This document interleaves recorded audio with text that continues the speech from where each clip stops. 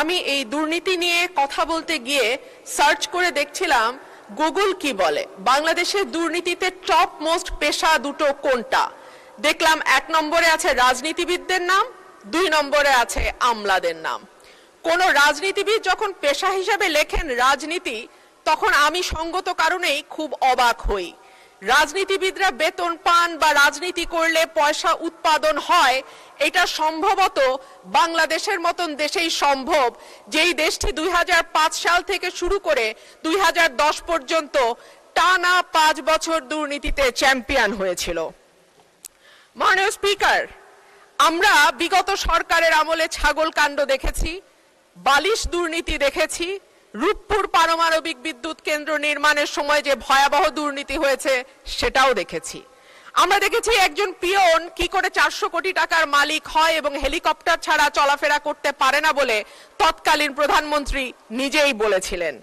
মাননীয় স্পিকার, আমরা ব্যাংক থেকে লক্ষ কোটি টাকার লোপাট দেখেছি, ভুয়া কোম্পানির নামে অর্থ আত্মসাৎ, ইচ্ছাকৃত ঋণ খেলাপি ইত্যাদি ইত্যাদি দেখেছি। ওভার ইনভয়েসিং, আন্ডার ইনভয়েসিং, হুন্ডি, ভুয়া রপ্তানি বিল মারফত টাকা কিভাবে দেশের বাইরে পাচার হয়েছে।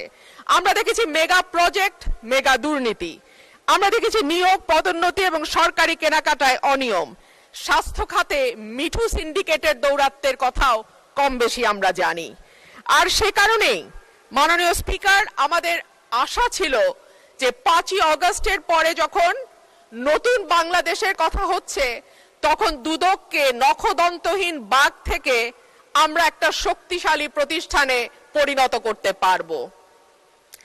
অন্তর্বর্তীকালীন সরকার প্রস্তাব দিয়েছিল, অধ্যাদেশ তৈরি করেছিল, দুর্নীতি দমন কমিশন সংশোধন অধ্যাদেশ 2025। মাননীয় স্পিকার, এই সরকার ক্ষমতায় আসার পর 100-র উপর অধ্যাদেশ আইনে পরিণত হয়েছে, কিন্তু দুর্নীতি দমন কমিশন সংশোধন অধ্যাদেশ আইন করা হয় নাই। সরকারের নিয়তটা কি তা এই দুর্নীতি দমন কমিশনকে নখদন্তহীন করে রাখবার যেই সংস্কৃতি, সেখান থেকে বের না হওয়ার উদাহরণ দিয়ে স্পষ্ট হয়ে যায় এই সরকার আসলে দুর্নীতি দমন করার ব্যাপারে কতটুকু আন্তরিক। মাননীয় স্পিকার, দুদককে শক্তিশালী করা হলে কেন সরকারগুলো ভয় পায় কিছু কিছু আমরা বুঝি। সরকারে সরাসরি যুক্ত থাকে রাজনীতিবিদরা এবং পরোক্ষভাবে যুক্ত থাকে আমলারা। সেই কারণেই দুর্নীতি দমন কমিশন যদি শক্তিশালী হয়ে যায়, তখন রাজনীতিবিদ এবং আমলাদের জন্য খুব ভালো খবর সেইটা নয়।